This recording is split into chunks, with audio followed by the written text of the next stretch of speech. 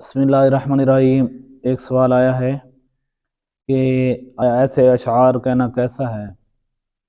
جیسا کہ شعر ہے کہ اے عرش والے میری توقیر سلامت رکھنا، فرش کے خداؤں سے میں الجھ بیٹھا ہوں۔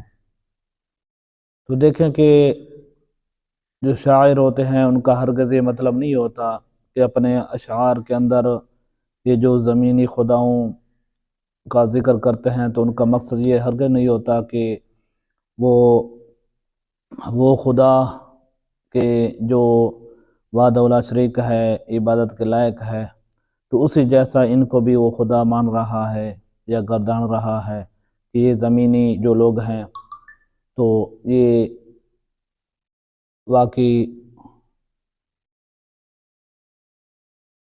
یہ زمینی جو لوگ ہیں تو یہ بھی کوئی عبادت کے لائق ہیں یا پوجا کے لائق ہیں۔ لیکن پھر بھی ایسے اشعار کہنے سے بچنا چاہیے، اجتناب کرنا چاہیے، کیونکہ ہر کوئی ان کے مفہوم سے واقف نہیں ہوتا۔ اسی طرح ایک اور بھی ہے کہ ہمیں زوال کی تلخیاں منظور ہیں، لیکن زمینی خداؤں کے تلوے نہیں چاٹے جاتے۔ تو اس شعر کے اندر بھی زمینی خداؤں کا نام لیا گیا، تو ہرگز مطلب نہیں ہے کہ زمینی جو خدا ہیں یعنی جو لوگ ہیں تو یہ کوئی عبادت کے لائق ہیں یا ان کی کوئی پوجا پاٹ کی جائے، بلکہ ان زمینی خداؤں سے مراد غرور تکبر والے لوگ ہیں کہ جو بڑے آکڑ میں رہتے ہیں، تکبر میں، غرور میں رہتے ہیں۔